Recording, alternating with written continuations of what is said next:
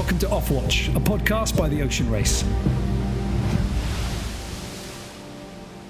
Welcome to the Ocean Race's interview series. I'm joined by Ken Reed, the president of North Sails, but of course, a three-time competitor in the America's Cup, 3 times in the Ocean Race, twice as skipper, and president of North Sails, surely a position you don't get to by being just a good sailor. You need to have some business sense as well. So, Ken, straight off the bat, let me ask you, when all this is over and you retire, are you going to be known as a great business leader in the industry or a phenomenal sailor?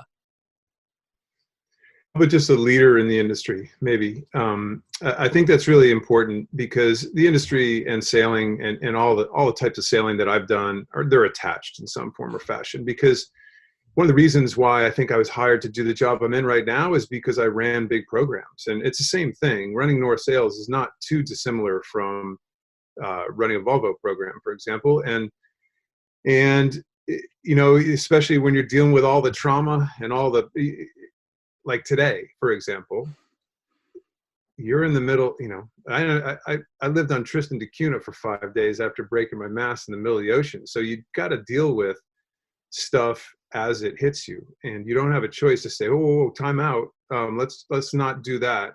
You got to roll with the punches. So I think sailboat racing, in effect, helps you run a company because it really gives you great training for rolling with the punches, and that's what all those programs do. Well, there's so many great lessons that you've obviously learned from all the campaigns, as you say, that you've been involved with. And I want to get to those. But just before we do, at the moment, I'm guessing that, you're in the States, Newport at the moment. What's the latest for North with everything that's kind of going on?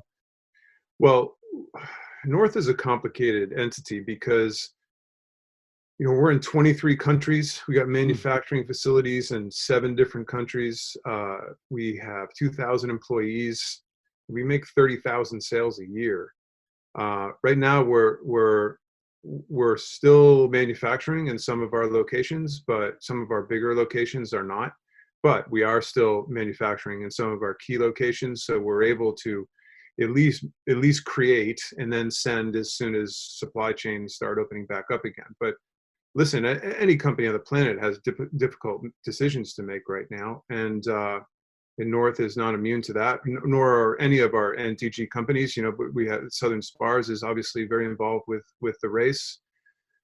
So is Future Fibers and the rigging side. So listen, a lot of our companies are very attached to the ocean race right now, and we just got to get the manufacturing process up and running again. Shockingly enough, this is unbelievable, but last week, our year-to-year orders, let's call them $2 million. Last week, we sold $1.7 million worth of sales. So people are still interested in going sailing, and it's fascinating. I don't know. I really do think that people are going to look at sailing as a way to kind of have their own little refuge to go out and be secluded with their families. Listen, the regattas are all postponed or a lot have been canceled, but people are going to want to go sailing again because it's healthy, it's safe, you're with your family, you can protect yourself.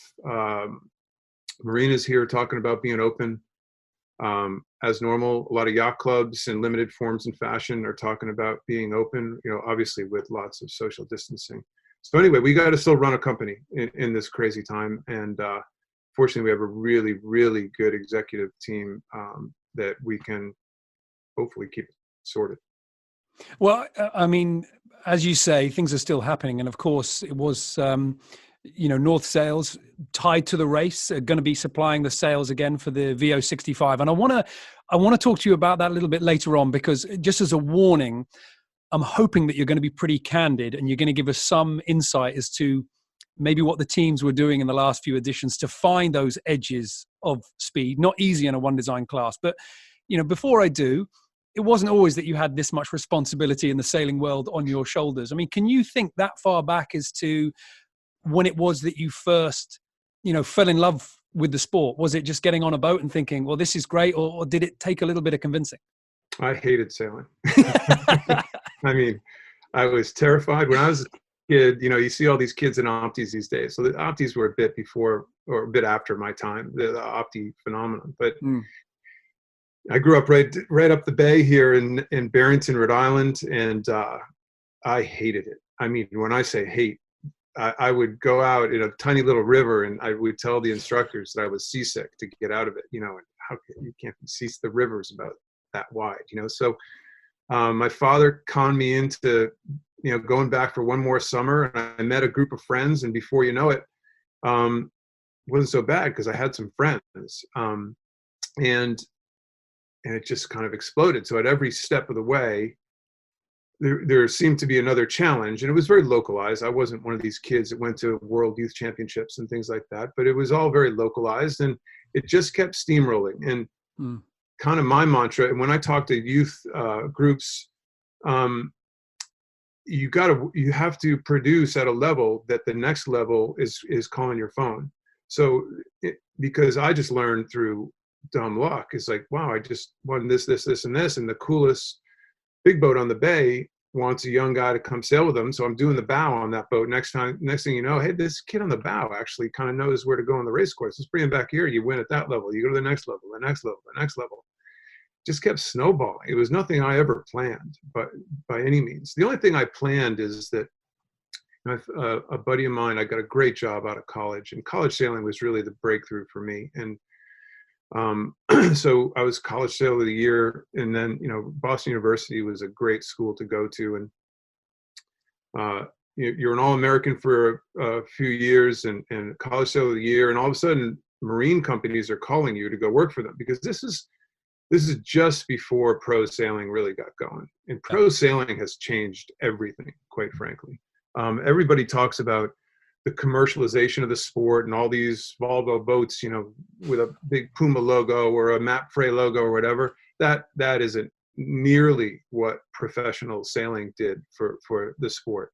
So we were professional sailors back then, but we all worked for sailmakers, boat builders, mast makers, and so we got a business pedigree background, whether we liked it or not. And one of my best friends and a guy named Dan Nearai, he and I ended up buying a local sail loft here in Newport called Shore Sails at the time. And he and I just got off the phone with him. He and I still work today. We've been working together for, Jesus Christ, it's a long, excuse my French, it's a long time.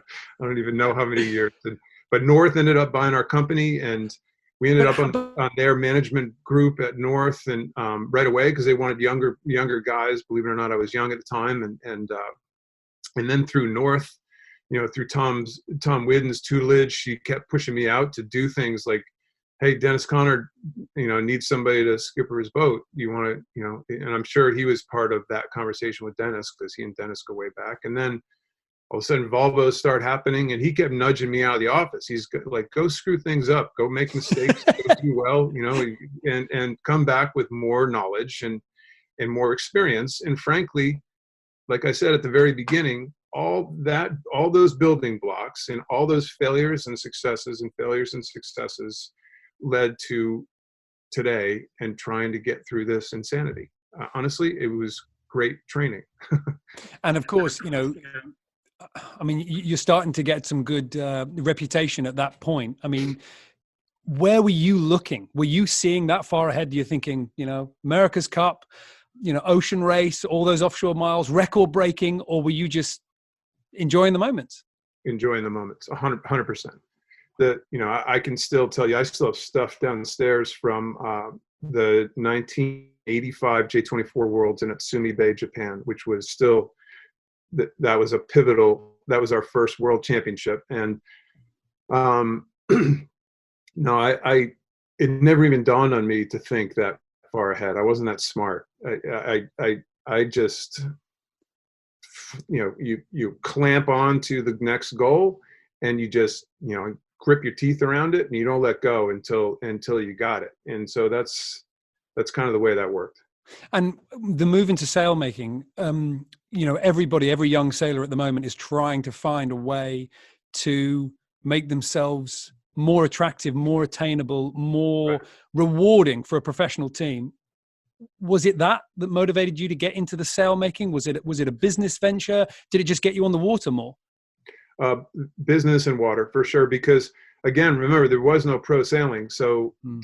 for me to go racing every week, every weekend, I mean, literally every, that's why you don't have any relationships back then, because your relationship is with the next boat and the next crew. So um, it was all about the next event and getting on the water. And when Dan and I bought Shore Sales, the way we set it up is he ran the kind of commercial manufacturing design side of it, and I was the sales and marketing and water side of it.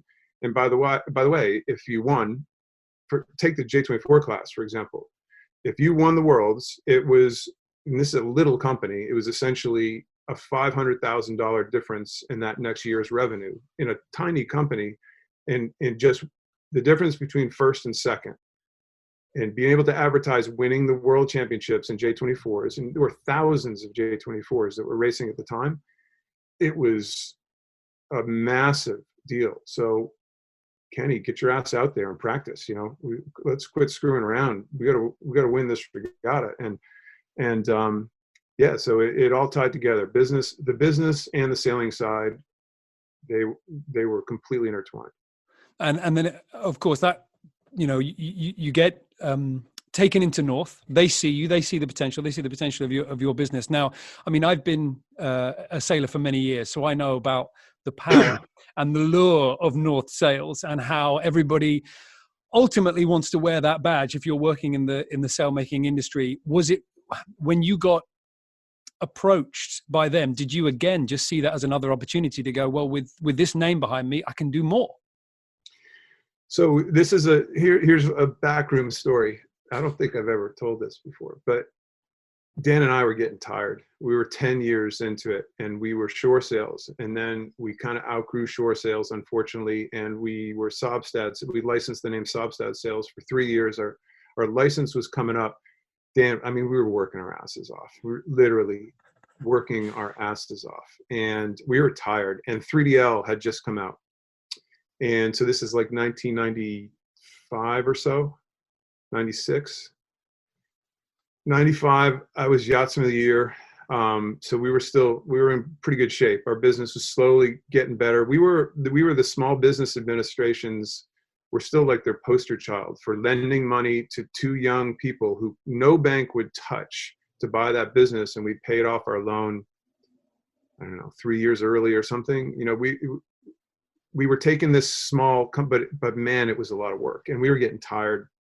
And 3DL, to me, 3DL was the writing on the wall. Like, listen, this paneled sailmaking thing, this isn't going to work. And Genesis was our big product at Sobstad, and we had some struggles with Genesis trying to make that work, because I was very content. Let's just make the second best product, and then we'll be number two. What was the Sure. rental car companies? There was Hertz and then Avis, and Avis actually advertised, we're number two. We're the good guys. We're number two. And then Tom Whidden called and said, we're getting sick of you guys. We're getting tired of you guys, and we need to get younger on our board. And I think I went over to Dan's house and I sat down. I'm like, you're not going to believe what just happened. And I think we would have taken that deal for free, because we saw the opportunities for us for the future. I got a hold of 3DL as a sailboat racer, which I was just, I couldn't wait, because it was so much better than anything else we were all doing. And we just saw our future, and sure enough, our future, I'm president of the company and Dan's the CEO, so like I said before, you got to get lucky every once in a while. And for some reason, we've made a career of getting lucky, and hopefully we continue that way. Okay, because I mean, when you talk about getting lucky, I mean, the next thing that basically comes along in that timeline is the America's Cup. The first time that you were involved with the America's Cup, that was 95. And then, of course, the next time that you get back into an America's Cup campaign, you're there as a helm. I mean, this was the start of sailing with, big American name, but obviously international name as well. You know, Dennis Conner. How did that moment come about? How did you get? How did you cross paths with him? How did your two worlds kind of collide? A phone call, of which I thought it was a crank call from one of my buddies. Right? You know, I mean, seriously, you can't make this stuff up. And you know, hi Ken, this is Dennis Conner. I'm like, yeah, this guy's name is Brad Dimeo. I said, yeah, Dim, what do you want? And he's like, well, this is Dennis Conner. You know, a very, you know, Dennis. Anybody can recognize his voice from a mile away. And he had this idea that Chris Dixon, who was in the process of skippering his Volvo boat, or his Whitbread boat at the time. Chris was going to win the Whitbread, but you know, it's all of a sudden the ties to the Whitbread and the Volvo and the ocean race start happening. So, you know, Ken, I got this guy Dixon, and he's the best. You know, he's the best helmsman in the world, and he's going on, and he's like, you're going to be his tactician. And I already talked to Tom, and Tom's already given permission. So now I'm working for North Sales. It's like, all right. So he already figured out how to go around me. So we start talking. And then about 2 weeks later, Dixon gets fired. I don't even know the inside of that story. And I get another phone call. I'm in town. We're going to lunch. And so we go to lunch at this little place up the street from our loft. And Dennis and me, and he says, "You're the guy. You're gonna helm my boat." And by the way, and then he wanted to talk about Etchels. He said, "By the way, I need some of your Etchel sales because you're winning everything in Etchel, so I need your sales." So then about 2 weeks later, we're at a regatta, and he uses my Etchel sales and gets pounded. And I'm winning the regatta, and he comes back in, and after about 15 beers, he goes, "Man, did I make the right call on a skipper?" I'm like, "What are you talking about?" He goes, "Your sails suck so badly that if you can make them go, then you must be the best sailor on the planet." It's like, oh, Jesus Christ. And that was the beginning of, I don't know, 5 years of just bizarreness. You just couldn't predict the next moment, you know, with Dennis and the Stars and Stripes team, and massive highs and some terrible lows and some lessons learned and some great races, some great people. And it was just, I wouldn't trade it for the world. Wouldn't trade it for the world. Did you feel like you had belonged? Did you feel like you'd got to a moment? I mean, joining Dennis Conner, you know, campaigning for the America's Cup. I mean, that's a peak in anybody's book. Did you feel like, I'm here, I've got every right to be here? Or did sometimes you find yourself looking around the room thinking, you know, I mean, I'm you know, I'm going to get caught out. I mean, what was that moment like emotionally? Wow, I have to do a little like self-analysis here for a second. I think every athlete on the planet has their good days and their bad days, everyone. And there were some days where you're just freaking Superman, and the cape is long and it's flowing in the breeze, and there's nothing you can do wrong. It's just, get the bleep out of my way because I'm going to mow you down. And then as quickly as that happens comes the, what the hell am I doing? You know, A, you made a mistake very visually in front of the whole world on the water, or B, you got a big personnel decision to make, or C, you know, you got donors breathing down your throat. You know, how come you haven't changed this keel? There's a lot of experts in the America's Cup world. And it's a character. I think it's just easiest to say it's a character builder. It's like any professional athlete. There are huge highs and terrible lows. And the best fight through it, the best figure it out, and they move on the quickest. And so that's all you had to do. That's what you had to do. And you have to have a great support group around you. Yeah, well, I mean, as you say, the highs and lows. I mean, one quote that I did read from you, which I've got to say is something that I've heard a lot of America's Cup sailors say when they then go down the offshore route, is they get bored of sailing windward leewards to death. You know, is that the way you felt? Because the next thing that we see you in is the Volvo Ocean Race and starting to make a big name for yourself in offshore sailing. I got sick. I was sick of it. I literally, I mean, not to this day, but I never jumped back in, let's say, with a TP52 circuit or something like that. It was a huge time commitment, and it's just a loop, a loop, a loop, a loop. And I wanted to do something completely different. Yeah, after that, the 2003 Cup really had me thinking about what my future looked like in sailing. When won the Etchells Worlds right after that was still one of my proudest moments. And after that came the phone call from Neil McDonald, 3/4 the way through that Volvo race with the Ericsson team. And, Kostecki, Ericsson was a classic Volvo program where they were underperforming pre-race expectations, very similar to our America's Cup in 2003. And if you go back in the history of Volvo races and you look at crew turnover, you always find where the expectations lied before the race started. And the more turnover, the higher the expectations, the lower, the worse the result. And Ericsson had great expectations. They had an all-star team, and they're well-funded, and just, same old, every once in a while, it just doesn't go your way. For a variety of reasons, it wasn't going their way. So that's when they brought in Kostecki as the new skipper. Neil moved into, this is down in Brazil, I believe, on their way up to Annapolis. Then Kostecki, I believe, gets the call for the next Cup, maybe from Ellison or something. I think all of a sudden he got a better offer. Yeah. And on the way up, he announces while doing that leg, I believe, that he and Ross Halcrow, the two new guys, are actually leaving after one leg. And I just remember thinking to myself, there aren't many people around right now, especially in the United States, in a quick stopover in Baltimore, because I think it was a pit stop. I don't even think they pulled the boats out of the water.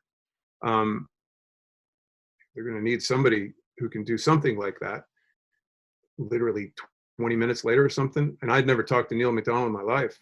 He said, "Hey, can you come down to Annapolis and let's talk?" And I was on the next plane 2 hours later, and we did a deal that afternoon. And he said, "Just do the next couple legs, the pit stop up to New York and then the transatlantic." And I said, the only way I'm doing this is to do the whole rest of the race, because I don't want to be that guy. I want to be part of the team. I want to be one of the boys. Little did I know that I was essentially the only person on the boat that didn't smoke cigarettes at the time. I did. It was back in the day. God, I always used to bust all the guys. It's like, if you guys took sailboat racing half as seriously as you take keeping your cigarettes lit when waves are coming over the water, we'd be ahead by freaking 500 miles. And so it was a great group. It was, I mean, obviously it was a trial by fire for me. I learned a ton. The leg, of course, across the Atlantic, where Movie Star sinks and Hans Horowitz is lost. Those are still memories that are burnt, that are etched in you for the rest of your life, that you'll never get rid of for all the right reasons. So it was kind of a put up or shut up moment, for me. You got every reason to say, this isn't for me, I'm out of here. Like England, when we got to England, it's like, I don't know if I'm made for this stuff, man. This is more than anybody's good for. I don't know if I'm up to this. But stuck it out through the rest of that race. Ericsson improved, and I got the bug. I got hooked. This is not Windward Lure racing. This is not going around the cans anymore, man. I'll tell you that. This is a whole new world, and I think I'm kind of up for this whole new world.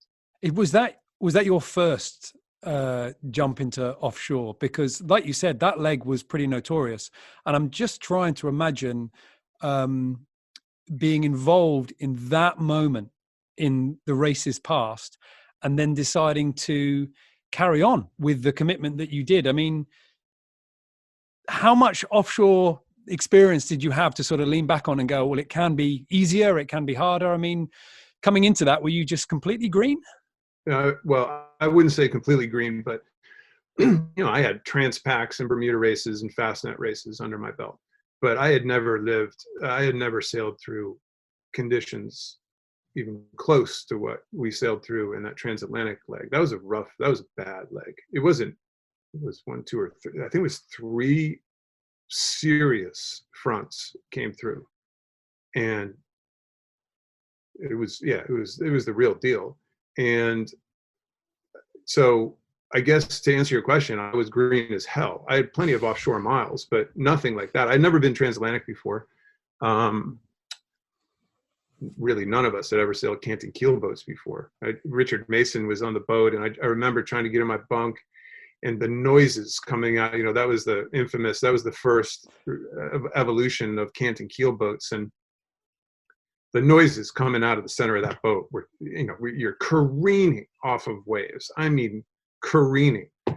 And I'm like, hey, is that normal? And he's like, yeah, mate, get used to it. It's fine, mate. It's like, you don't have a freaking clue if that's gonna. He goes, nope. But you know what? Got us here. So far so good. We'll be fine. It's like, Jesus Christ, what am I getting myself into?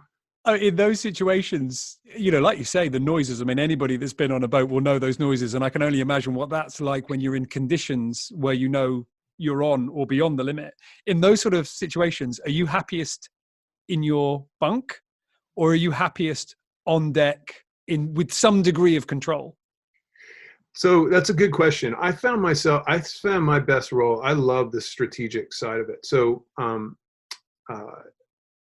that's where I really found there are people definitely better than me in heavy air driving. And, but I really started to embrace the, kind of the navigator assistant, tactician navigator relationship. A guy named Mark Rudiger, the late great Mark Rudiger, was our navigator on that leg, because again they had a whole new rotation of people. So Rudy was the navigator, and he and I would sit for hours at the nav station, and I'd ask questions, and the questions would get him thinking. And then he'd say, "Well, if this happened," it was that leg that really got me hooked into the chess game that is offshore sailing. And I loved that part of it. That's what I really loved. I love more than anything, the chess game. So, on deck, down below, that almost doesn't matter as long as the chess game is still going in your head all the time. And that's what I ended up doing, I think, the most of, and enjoying the most, for my Volvo experiences. And then, of course, after that, you come back as a skipper with the Puma team. How did you get that call? Were you fishing for a skipper role, or did something just sort of come along and you took it? Yeah, that was a complete come along and take it moment, because so I actually went over and interviewed for the new Ericsson job, and because I've been with Ericsson, and they chose John Kostecki at the time. He's back, and he'd won the Volvo before, so you can't argue with the choice. And then Kostecki leaves, I think, again for Oracle, doesn't ever sail on Ericsson at all the second time around. And I had already started up with the potential Puma program, and that's when they took a back seat and they hired a B team guy named Torben Grail, and so he has no resume or anything, so I have no idea why that happened.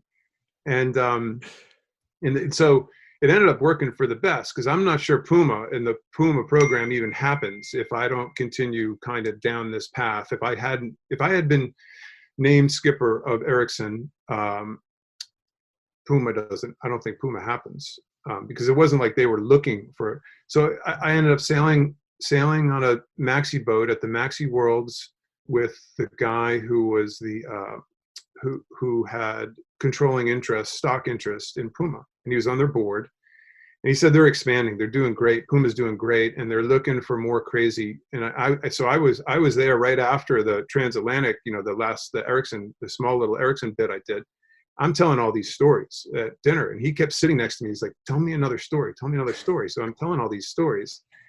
And at the end of it, he's like, at the end of it, we win the Maxi Worlds and our class, and he's thrilled. And he's like, let's go have a beer. Wonderful guy. And we go have a beer, and he's like, you know what? This Volvo thing sounds just crazy enough for Puma to think about. So I'm going back to a board meeting in a couple of weeks, and don't be surprised if we get in touch with you. I'm like, yeah, whatever. I have a job.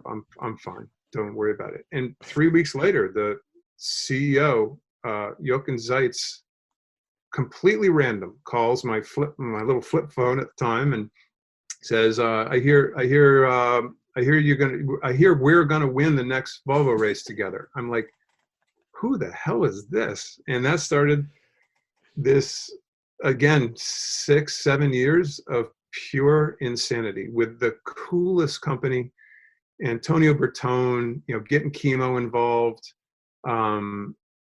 cast of characters, highs, lows. Puma was the greatest sponsor you could ever have because they were fully nuts. They would do anything. They would try anything. They loved doing stunts. They loved the crazier the better. One of Jochens, he said, I forget one night we're talking about just trying to keep the boys under control when you get to the dock. It's like, he's like, just remember, if anybody gets arrested, you have to wear your Puma shirt when you get photographed in jail. It's like, that pretty much sums up Puma. What a great place to go to work. Absolutely. I mean, but being in the skipper role of that, obviously, like you say, it sounds like a great team. It sounds like a great vibe, but you've got the responsibility of a lot of people in some of the most hostile places on the planet. And then, of course, with the dismasting as well, in the second edition that you guys raced with as Puma, how did you find when those, like you say, highs and lows rolled by? How did you find having that responsibility on your shoulder as the skipper role there? Well, the first race, clearly not as well. I was kind of feeling all out. That we had, I think in Singapore, we had darn close to a revolt on board the boat. I just wasn't handling it properly. We made it around, and we were struggling in kind of that third, fourth place, and then started acting like a leader and made some tough decisions. And I think the last 4 or 5 legs we had like a 2-2-1-2 or something like that, and started just act like a freaking leader. Stick with your gut, and Yeah. Some people aren't going to be happy, and some people are, and maybe some of the decisions aren't going to be perfect, but you know what? You're trying something, and you're sticking with your gut. And so whether you're on the water, you're in the moment, and I guess sometimes laying in your bunk, you do have the thought of, I never want to make that phone call to a wife or a kid or a parent that their son or their husband is lost. That doesn't get lost on skippers. Every skipper on the planet has those moments.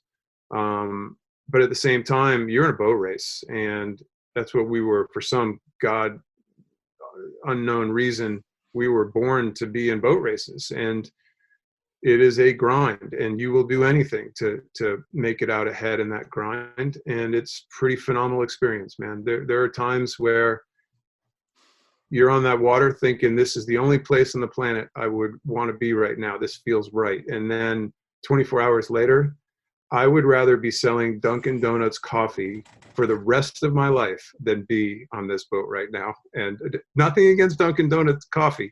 No. You get my drift. It was highs and lows like you can't fathom. And that was, that second time with Puma, that was the last time that we've seen you in the Volvo Ocean Race as a competitor, but of course not the last time that you've been, out in the water offshore. You're currently hold the transatlantic record, I think, on Comanche, which I'd love to get a few details on in just a minute. But in between that, you become the president of North Sails. earlier on, you were saying that a lot of the decisions you made within that sort of business structure was that it gave you opportunities to chase down more sailing. Well, what more sailing is there for someone to do that's already done 3 America's Cup campaigns, 3 Volvo Ocean Race campaigns? Did you do that because of the toys and the research that potentially you got to play with, or was it just a natural business decision to make? No, natural business decision, no question. Right after the second Volvo, along comes Jim Clark, and who has the bug just to do stuff at that stage. And Comanche was, again, another unbelievable experience. The 24-hour record, the Bermuda race record, the Transpac record. Do you look back and think, oh, I was involved in the America's Cup in the pure match racing days, and that's something to be proud of? Or do you wish you were there in those kind of frantic foiling moments that we're seeing at the moment? Well, so I think it's really difficult to put it together like that, because you deal with the that you're given, that you're dealt. So, listen, I love, I actually love announcing this America's Cup stuff right now, because it keeps me current, and I don't go, I'm not in the gym 24 hours a day, and I can actually have a real life, but I still stay close to the good young sailors, to the great young sailors, and stay at the kind of the pinnacle of the sport in a completely different way. Again, tripping over it, completely tripping over it. But it happened, and it's something that I would love to continue. I enjoy, and it's still, so it's my way of sticking with the Cup. But as far as like offshore sailing and other sailing, I still got plenty in me. There's stuff that I talk to different teams and programs about every day. Certainly Cups and even Volvos or ocean races would be really hard at this stage to do. Ocean race, probably physically and mentally, it wouldn't be perfect at my age, but at the same time, I think we can get ready. To me, it'd be harder mentally than it would be physically. But Cup stuff, no. That's long in the past. Well, of course, you will be involved in the next edition of the Ocean Race, because as we said at the beginning of this interview, North Sails is going to be there with the VO65s. We haven't got long left, so I'm going to go straight in for this, and I'm going to really hope that you're going to be as honest as possible, because, of course, during the last 2 editions, the teams didn't want to be forthcoming about the little tweaks and the little things that they were doing to try and make themselves go fast. So what does North Sails have in mind for the wardrobe of the next race for the VO65? What are those teams going to have to do? And do you have any ideas as to what us as fans should be looking out for? Where do you think those teams are going to be playing to find those edges of speed? So there's no question that our Helix technology is going to be used on the big flying sails. We still haven't made a decision. We're in conversations with several of the teams. We still haven't made 100% conclusions as to how radically different they would do anything. Listen, we have plenty of selling points. First off, thanks to drones in the last race, we now know how badly Volvo or ocean race sailors ruin their boats and their sails. I mean, thank goodness for drones, because you can't make that stuff up, right? You literally can't explain it, or a photograph or a video on board the boat does not do anything justice as to what the type of abuse that goes into the product. So from a testing standpoint, or testing ground, and what we do with our 3DI product, there is no better testing ground. So it's so important to our company to have evolved from 2 races ago to last race, where there were virtually, there was one significant break of Matt Frey's mainsail in half, but that was after all the slides and cars broke off. They sailed the whole Southern Ocean with essentially no attachments to the mast from the sail. So it in a really rough Southern Ocean leg. So listen, that had nothing to do with the sail. That was abuse. That was full abuse. So we were we were thrilled by what we learned in that race. And Gautier Sargent, who's our lead designer for the Ocean Race for the 65s, this just trickles right through our whole line of product. So we can't be North Sails today without the Ocean Race because it keeps pushing us harder. So the Helix technology in some form or fashion will be on all the front sails. That should take some loads off the boat, should make the sails a little more forgiving and a wider range, and it could open up wider ranges with sails that we've never seen before. So that's number one, to answer your question. The use of the struts, of the reaching struts, has gone to extremes that nobody ever thought, and now they're strong enough, and they're making sails do things in different shapes and different settings that they ever have before, and that will continue to evolve. A big one for the last race was people using less keel cant in different conditions, and how that changed the boat. And then this time they're back to, instead of an A3 downwind, they're back to using a nylon A4, a big standard asymmetric. So that's a big change in the boat. That's really the only that I foresee, the only big change in the sail plan, besides using Helix, but that's kind of a smaller change. The A4 is going to bring a whole series of tactical decisions. Do we want to be low and slow for this next big front shift, or do we want to be high and fast, triple head with the masthead 0 to the next frontal line? So I think what it might do is open up the fleet a little bit more. The fleet, I always called it was like a little kid's soccer game where the fleet kind of ran over to that corner and chased the ball, and then ran to that corner and ran to that corner. I think this time we go back to more Volvo 70 days, where you have a real downwind option between triple head or the A4 or the asymmetric, and you might see some quite big splits again. And to me, that's exciting. Again, we go back to the tactical side of things. I love the tactical side, and I think that might create some real tactical decisions. Okay, well, we've only got time for one last question, and it's interesting hearing you talk about the Ocean Race in its past, and maybe a little part of you would, maybe without the hardship and without the cold and without the seasickness or whatever, maybe you'd still like to be out there. So if I was to put you out there on one of the fleets, would you choose to be on the VO65, one design, tight controlled racing, or would you prefer to be on the Amoca 60s, new technology, and a lot to play with on the design side? Where would you allow me to force you to be? That's the easiest question you've asked so far, and for sure on the 60 footers. But what I really enjoyed, and you look at, every box you've checked, let's talk about America's Cups, let's talk about all the Volvos you did. It's a design contest, even more than a sailing contest very often, because I've said it a million times, I'll say it a million more. The race is won before the first gun goes off. Now, there's luck involved. Our mast falling down and ending up in Tristan da Cunha, these things can derail the best of the best. So there's always luck involved, especially you got to be lucky, a little lucky in something like the Ocean Race.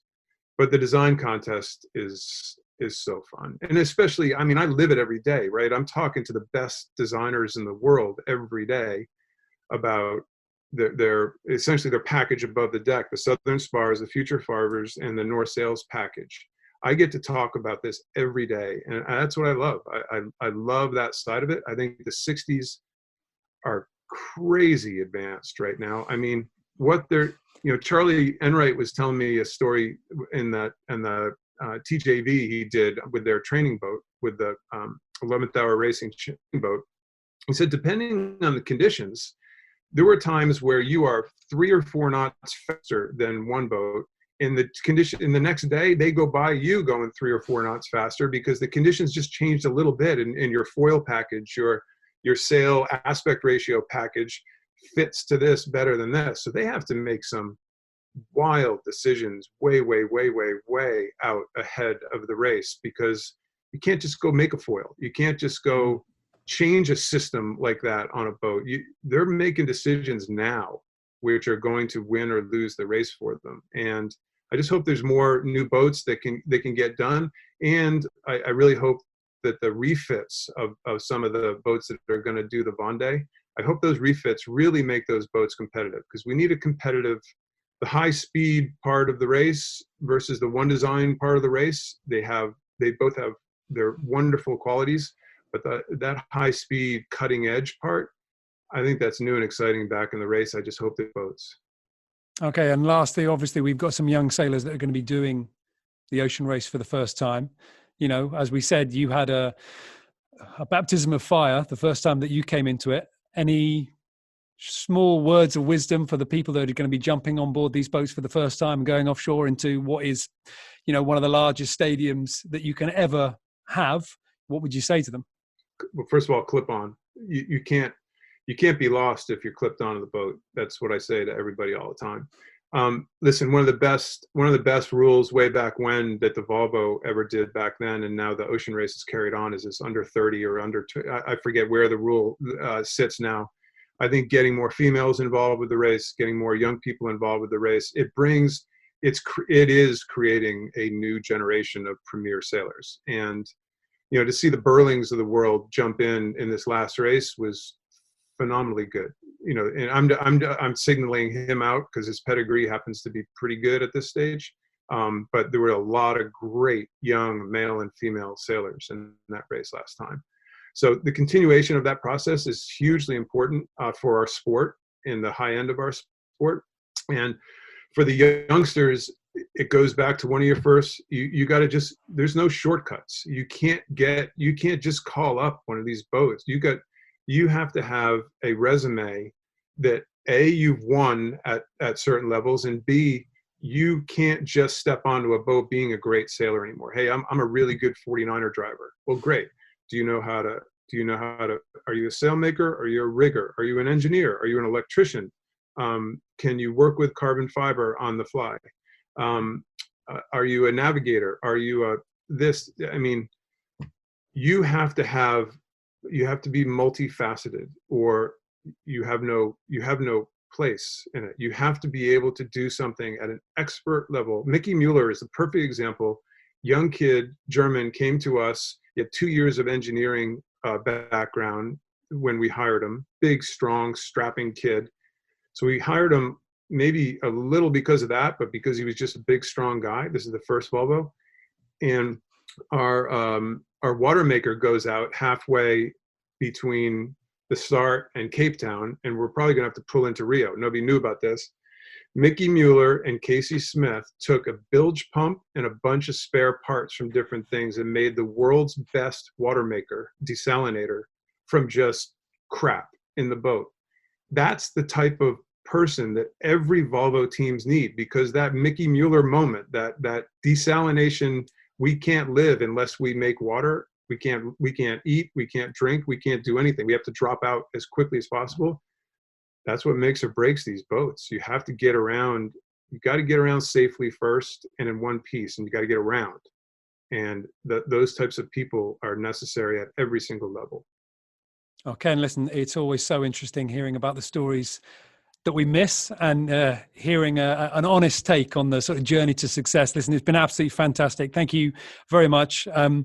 I'm sure you're, like the rest of us, you're pretty locked down, but I also appreciate that you are quite a busy person. So thank you very much for talking us through some of the highs and lows, as you put it, of a fantastic sailing career.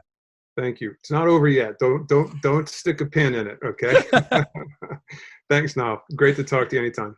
Well, thanks very much for joining us for our chat with Ken Reed, president of North Sails, and of course, 3 times ocean race competitor. We're going to have plenty more of these interviews coming up, so you won't want to miss them. Subscribe to our social media channels for all the latest updates.